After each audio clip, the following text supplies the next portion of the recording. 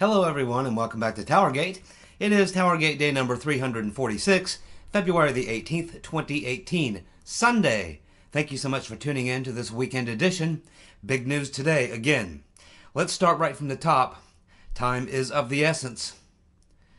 I did a video a day or so ago about Bill Steele and the Steele report, where he did a story where he was saying that he received some information and it was showing us he was showing us a document alleged to be a intelligence document from the UK showing Obama and Rice requesting surveillance from the GCHQ on Trump Tower.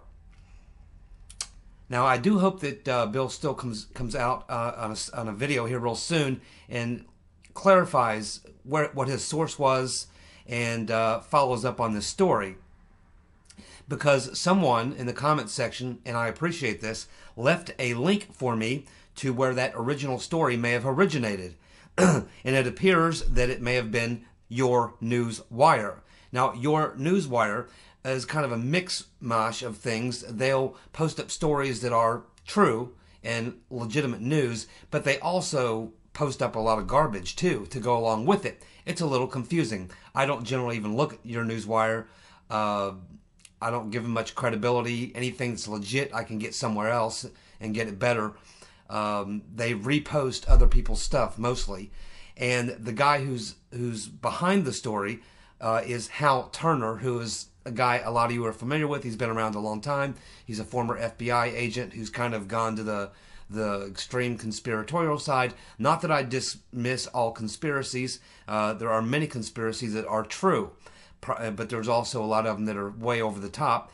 And he was the guy, I think, who was behind the fake story back last summer about the agents in Arkansas going missing, and they were found in a car, or the car was found and he was nowhere around. And this was a bogus story, and I think that it was Your News Wire that was pushing that story, and I believe that Mr. Turner was the source for them on that as well. So I would say at this point, probably not a true document. But on the issue of GCHQ spying, again, this came up within a couple days after the original tweet by Trump, and a lot of people looked into it. And while you're not going to usually find a paper trail on something like this, which is why I thought it was so extraordinary, especially a fully unredacted intelligence document, but you can, I would be willing to bet my house that absolutely the GCHQ was doing surveillance on behalf of the CIA, John Brennan, and absolutely 100% believe that happened, regardless of whether or not this document is true or not. It's just the way they do things. I've uncovered too many times in the past where the GCHQ and the CIA have taken turns surveilling people that each wanted surveilled but couldn't do it because it would violate some domestic law. So they do each other's spying. They've been doing it for many, many years. So it should not surprise us whatsoever, and especially because we already have so much British involvement. We know that Steele wasn't just sharing his information with FBI and the CIA and the Armed Services Committee, Senator Magoo and others. He was also sharing this information with British intelligence. So the UK government was well aware of everything going on, everything that's in the dossier that was being learned by the FBI and various other people at the same time, and the media sources. At the very same time, Christopher Steele was also sharing this information with his former employer, the British intelligence, which was making its way to the British national security team and things and such. So no, it doesn't surprise me at all. And I would be willing to bet my house that GCHQ was spying. But as far as this story by Bill Steele, I hope he comes out and does a video and exposes the true source and either proves his story or debunks it, one of the two. But let's move on. Thank you very much to the commenter who left that link. I appreciate it. That would be on video. If you guys wanted to click on that link and check it out, it would be video 345. 345. You'll find the link from that commenter to that story on Your News Wire. Okay, well, the ass jacks in the lib media are now saying that the Mueller indictments prove Trump-Russia collusion I'm not joking. After that speech by Rodenstein, where he says no American was involved in any of this, it doesn't stop the liberal media, the assjacks in the liberal media, from now trying to spin it into Mueller indictments prove Trump-Russia collusion, despite it being contrary to the statement and the document, which all 37 pages of it, I finally did get myself to go through. It's garbage. They're looking to get fraud and illegal money transfer charges, but it's all based on the fact that they have to prove what the intent was here.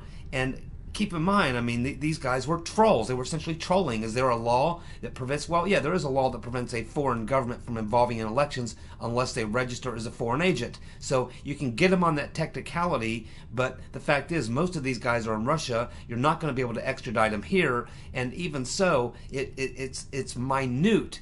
And you know, if you've got Mueller and his team of Hillary donor posse going after this investigation, and all they can dig up is this, because when you look at even their own accusation in the document, the very best example that they can give you is an example where there were $29 million spent by this company, this marketing company, fake marketing company set up to do this. $29 million of expenditure.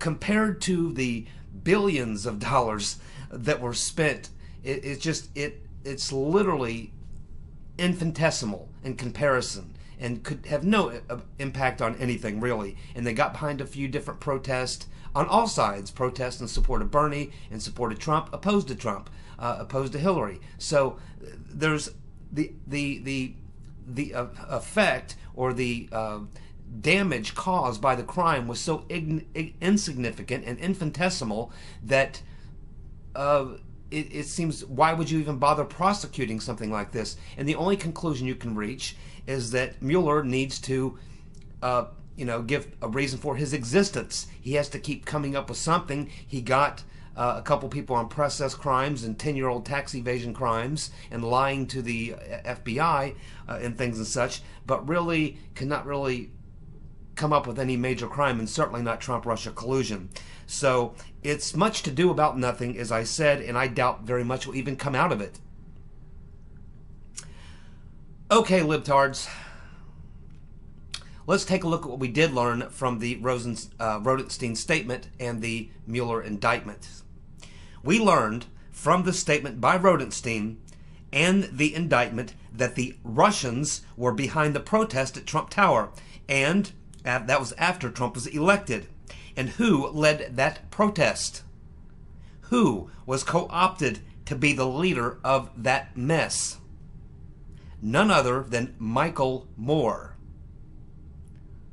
who I think is transitioning. Michael Moore, therefore, was colluding with Russia. He's a regular on MSNBC and CNN, and he's colluding. Michael Moore is the one who headed up that rally, which we now learn from the Rodenstein statement and the indictment. It was completely put together by this group of Russians. The Russians. Michael Moore, a Russian asset, colliding with Russia, colluding with Russia as well. Lock him up. How about Mark Zuckerberg? His company sold those $29 million in ads and he pocketed lots of cash. Therefore, Zuckerberg colluded with the Russians. Did you catch that, Uncle Bob? No? How about this one, Uncle Bob? When Obama went to the UK during the lead-up to the British Brexit vote and told the Brits that if they voted for Brexit, they would go to the back of the line, the back of the bus, if they voted for Brexit. Was that meddling in the British politics? Was Obama's threat extortion? I mean, he goes to Great Britain just before the Brexit vote and tells all those folks, if you vote for Brexit, you'll go to the back of the bus. Sounds like a threat to me. That would be extortion and meddling. Did you catch that one, Uncle Bob? The Obama administration was both officially and unofficially involved in the elections in Egypt, Israel, Kenya, his hometown, Germany, and the UK. Will Mueller indict Obama for meddling in the elections of those countries? Oh, and they've been very involved in Russia. And I'm sure the Russians are putting together that dossier right now about all those American NGOs that they kicked out about 5-6 years ago and the activities that they were engaging in. I'm sure the foreign minister right now is putting all that together for a little bit of rebut.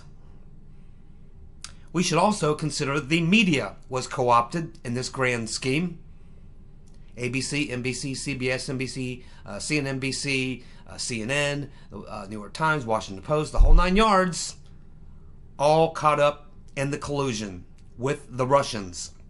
They bought into it, hook, line, and sinker, and pushed the narrative. And they're still pushing the narrative. Must be Russian agents. You know, Uncle Bob, now that everybody has stopped laughing, it took us about 24 or 36 hours to stop laughing, but once we all stopped laughing about your 37-page indictment of the trolls for spending $29 million on ads. And how many people did they reach? Well, probably a couple 100,000. How many people are on just Facebook alone? Has over 1 billion subscribers. In America, over 200 million. You see, it was practically nothing. But hey, Uncle Bob, now that we've all stopped laughing and you really do want to try and impress us with your sophisticated investigative technique and your skill as a prosecutor, how about you take a look at that largely, widely available, easy to view 99-page FISA court document. In fact, Uncle Bob, you could probably get the unredacted version with all the names. Instead of the ones we get, which are blacked out, you could get to see all the names, Uncle Bob. And that 99-page FISA court document is your evidence for which you could indict all those in the FBI and DOJ that are mentioned in the 99-page FISA court document, as well as the private contractors that committed the high crimes. Judge Collier, head of the FISA court judges, is the one who wrote the document, Uncle Bob, after Mike Rogers went to her and told her about what was going on. He, in fact, is going to be the star witness once he becomes a civilian in the trials that will be coming in your future, Uncle Bob. In that 99-page FISA court document, Uncle Bob, you will find hundreds and hundreds of illegal unmaskings. Hundreds and hundreds of illegal unmaskings, Uncle Bob, as well as proof that the FBI gave access to third-party contractors. We know one, Fusion GPS, and the other, likely CrowdStrike, could be others, who were given access to the NSA database to perform FISA 702.17 queries. Private contractors getting access to the most secret database we have. That's all in there, Uncle Bob. In that 99-page FISA court document, you could take that. You could tell all your lawyers to go home. You don't even need them. Hell, you could call me. I could prosecute that case. And I'm not even a lawyer. Just an old former fraud investigator with the basic understanding of what is in that FISA court document by Judge Collier. Names names and gives thousands of possible indictments on hundreds of people. Many people involved. In every one of these, Uncle Bob, as you know, how many people were involved. Just to get one FISA warrant, there's at least 12 to 16 people involved before that document ever even gets to the court. A lot of folks there to choose from, and all their handmaidens as well, Uncle Bob. You could indict hundreds of people on that 99-page FISA court document, Uncle Bob, and it doesn't require any more investigation. It's all been done for you by Judge Collier, and you can view it online. But I'm sure you'll get the unredacted version and get the names, Uncle Bob. Chuck Ross of the Daily Caller. Federal Judge Trevor McFadden, a Trump appointee, has refused to recuse himself from the Gubarev versus BuzzFeed lawsuit in Florida. Confusion GPS lawyers filed the motion to demand recusal because they say that McFadden has a conflict of interest. McFadden, as a Justice Department official, did work as a volunteer for the Trump transition team vetting possible Trump cabinet appointees. The reason Confusion GPS lawyers want McFadden off the case is because he ruled that Glenn Simpson must stand for deposition in the lawsuit of Gubarev versus BuzzFeed. And Simpson is terrified. He's terrified because he is already on record as having not verified the dossier. This will be very damaging to BuzzFeed, and it will sink it, the final nail in the coffin, and it will put Fusion in liability for the lawsuits that they are facing in the future. Are you tired of winning? No? I didn't think so. The 1988 court records of the Clinton-Lewinsky scandal are set to be released. The Clintons are fighting it with all they've got. Once released, we will get the transcripts to the whole thing, including the details of Clinton's crooked pecker. Also, the details of the sexual encounter in the Oral Office, including the orifice that Bill Clinton put the cigar into. We may even find out it was a Cuban.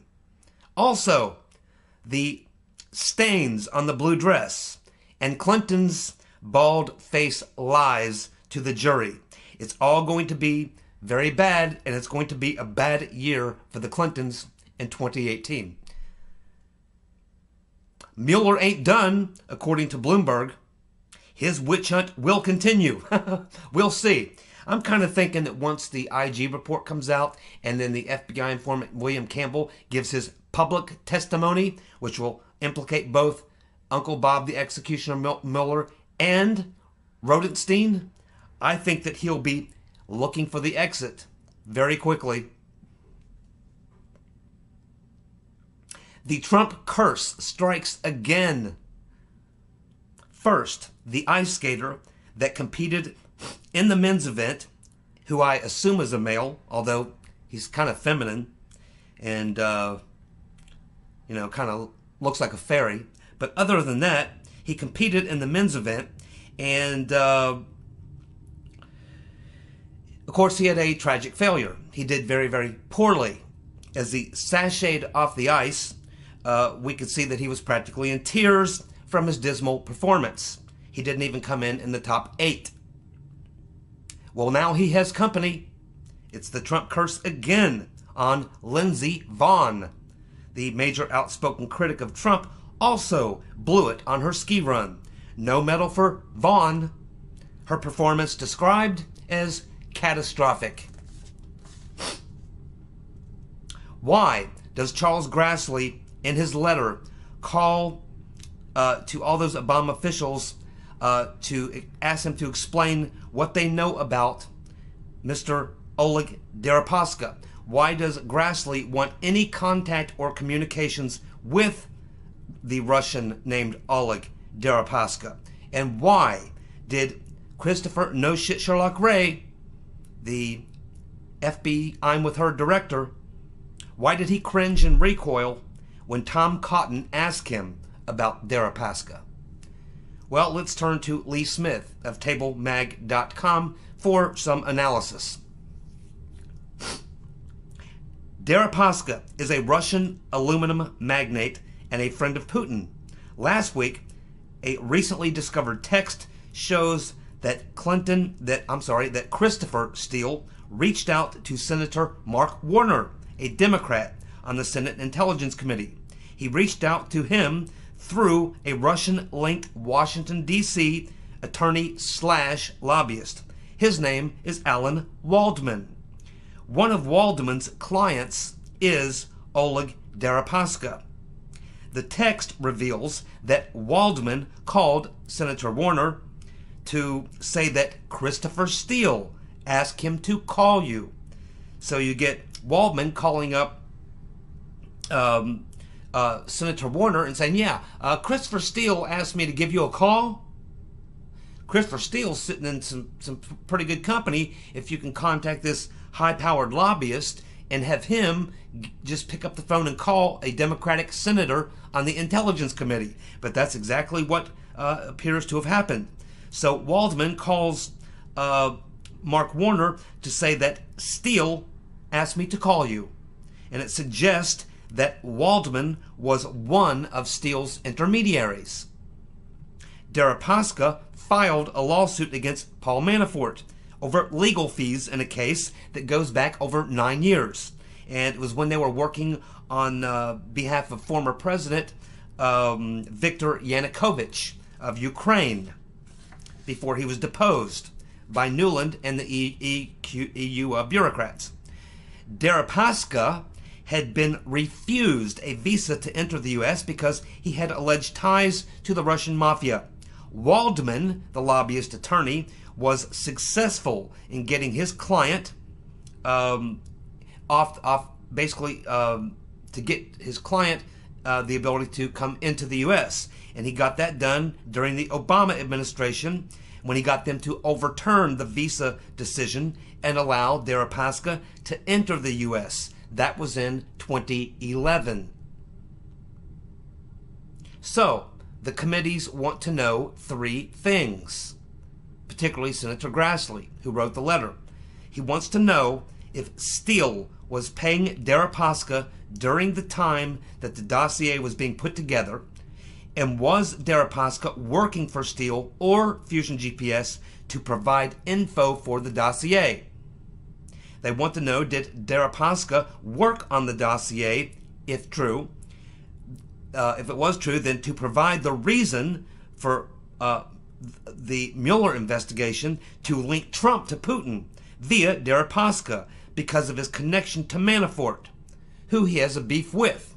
In other words, they're suggesting that maybe Deripaska's sitting back here thinking, yeah, you're going after these guys. Well, I'm locked up in a legal battle with Manafort, and I'd like to get the hooks in him. And he worked with me on this Russian stuff with Ukraine. I can give you some dirt on Manafort, and maybe that is how they end up getting the surveillance warrant on Manafort. Maybe because of what they learned from Deripaska, because he had a personal beef with Manafort, and of course Manafort was connected to the Trump campaign for a couple months there during the latter part of the primaries, during the delegate process. And so that's why they have an interest in Deripaska, is wondering if maybe he had, because of his beef with Manafort, that he was willing to give information that would find its way into Uncle Bob, the executioner's investigation, in which case they could launch the surveillance, in fact probably did launch the surveillance on Manafort, which is how they got him and was able to file the charges on him, which of course he's now countersuing Mueller. And of course Mueller's just added new charges as a result. So it's a game of, on each other. Pretty much a game against each other right now to see who can create the most havoc for each other's legal cases. The next question they want to know is very simple. Was Deripaska one of Steele's or Confusion GPS's sources? Was Deripaska a source for the dossier, Confusion GPS, or Christopher Steele? And then the only other question I would have on top of that, there's some others, but I would also have to ask, who brought Deripaska into this? Now, he may have injected himself, but he would have had to have known that all this stuff was going on to know how to tune in to the right people. He knew to call Warner. So that means he probably knew that Warner had information or was involved in some way with information that was flowing around a certain group of people about the dossier and these other events that were going down as part of the Russia investigation. So these would be the main things that we want to know about Mr. Oleg Deripaska, Senator Mark Warner, his association, and of course his general association with Steele, Fusion GPS, the Clinton campaign, or anyone else.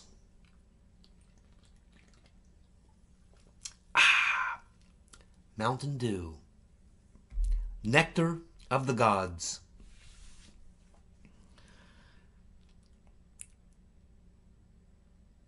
If these things are true, then that explains why Christopher No Shit Sherlock Ray recoiled at Tom Cotton's question and shows more evidence of Obama and Democrat collusion with the Russians, including Mark Warner. So there you go. It should also be something I can mention that I've talked about the fact that BuzzFeed is suing the Democratic National Committee to get the CrowdStrike report on the alleged hacking and any other documents, anything that would prove who actually did the hacking. Now, that particular suit, I actually looked at it today. There's a PDF that you can look at for the court filing. And it does name Debbie Wasserman Schultz as the primary. That's very interesting because at this point, we've been told by Debbie Blabbermouth Wasserman Schultz that she had no idea about the dossier. Now, we've been able to accept that because we learned that the Right Reverend Clinton essentially took over the DNC once she won the nomination, and that was just after Blabbermouth Wasserman Schultz was forced to step down. So Donna Brazile would have been the person then. And Donna Brazile said while she was acting chair of the DNC that she did inquire about this expenditure on this Russian stuff, and she was told that it was that she did not have a need to know. Even though she was acting chair of the DNC, she did not have a need to know. So what that tells you is that the fact that she's been told she did not have a need to know means it was someone from the Clinton campaign that was telling her she did not have a need to know about what that expenditure was that was being spent with Perkins Coie for this opposition research. It was not something they were going to let her in on. Whether or not Blabbermouth Wasserman Schultz knew, because she left prior to that and prior to when we first heard about the word dossier, or when we heard about all these things, and when they started leaking a lot of this stuff and talking about it, was really it was during the started right around the first or second debate, particularly the second debate for sure. Then you started getting all this stuff. And just a couple weeks before the elections, when we started getting these droppings of Trump-Russia things, that's when that stuff started coming out, which Wasserman Schultz was gone back in July. So at that time, a lot of things were going on in the backdrop, and the dossier, of course, was contracted at the end of April.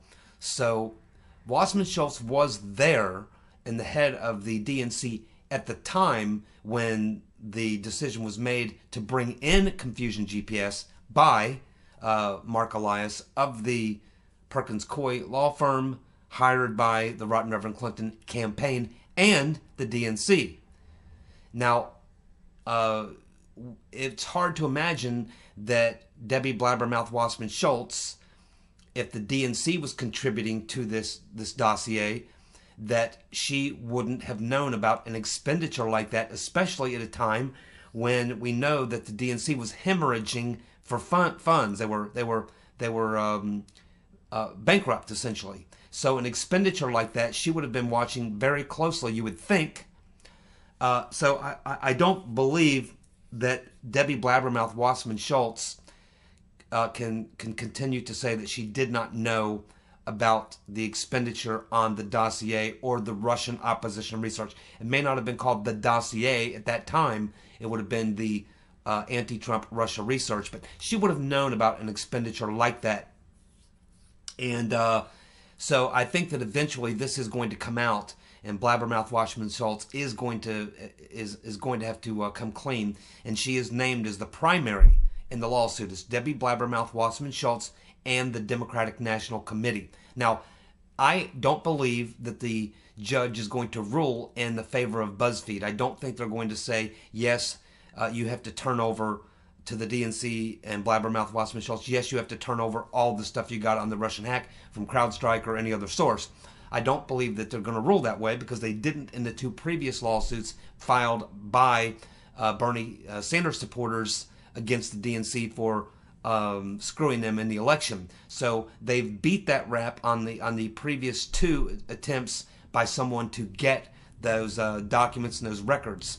And I expect that they'll be successful in defending themselves again, particularly in this case because, you know, the DNC is not really obligated to defend BuzzFeed. And I think the attorney or the judge in that case is probably who we know is a Trevor McFadden, a Trump-appointed judge, and he's ordered Confusion GPS, Glenn Simpson, has ordered him to stand for deposition, and he is most likely going to look at this, I think, and say, well, you know, to BuzzFeed, if you can get the DNC or Wasserman Schultz to voluntarily come to your defense by providing this evidence to the court, then more power to you. But the court is not going to force a third party to come in and serve your needs and serve your defense. It's up to you to go out and get what you need for your own defense. It's not up to this court to dictate to other parties that they must supply you, BuzzFeed, with the evidence for your defense. And they are not direct in this particular case. The case is a slander lawsuit against from BuzzFeed being sued by Mr. Gubarev because BuzzFeed published something that claimed Gubarev did something that he says he did not do. Therefore, that's where the case is, and it's up to BuzzFeed to prove that Gubarev did what they said. And it's again, it would help BuzzFeed if the DNC could produce that evidence that proves Gubarev did what BuzzFeed claims he did in the dossier that they published. But the court is probably not going to force the DNC. Plus, the DNC has got their own attorneys who are going to argue their case, which is the same way they argued it before, which is that it discloses, you know, private information about the DNC, which is a private entity. It's not a government entity. It's not, you know, anything that any government would have any jurisdiction over, or even the courts. They're a private company. They have this information, but it was private information that they paid for from a private firm. It's not an FBI report. It's not a CIA report. It's not a government report. It's no law enforcement report. A private company, the DNC hired a private company, CrowdStrike, to come in and do an analysis on their stuff. They own it. And I don't think that the judge is going to force the DNC to produce that. So I don't think BuzzFeed will be successful there. But I think it really will be irrelevant because the dossier really hinges on the 2 people who produced it, and that would be primarily what we're told as far as this legal case goes, the 2 people who are responsible for producing the dossier, which would be Christopher Steele, the guy who put it all together allegedly, and Glenn Simpson, who's the guy who was paid to essentially produce the whole dossier. It found its way to BuzzFeed, which we believe came from Senator Magoo's right-hand man, David Kramer. We believe he is the one who gave it to BuzzFeed, and BuzzFeed published it. And they published it without it being verified. Both Christopher Steele and Glenn Simpson have stated they cannot verify, and Glenn Simpson is on record with 2 different committees saying he cannot verify, nor did he attempt to verify. He took Christopher Steele's word for it, and Christopher Steele says he cannot really verify that it could be true, it could not be true. So, and he is on record stating that. So both of the key primary individuals are on record saying they cannot verify it. Once they testify in court, which they're going to be forced to do, or once they're deposed and give these statements, that will be the end of the BuzzFeed Gubarev lawsuit. The only 2 guys who can really back it up and give credibility cannot, and that will be it. Thank you so much for tuning in. I'll be back tomorrow with another TowerGate. You guys stay cool and enjoy your evening. Bye.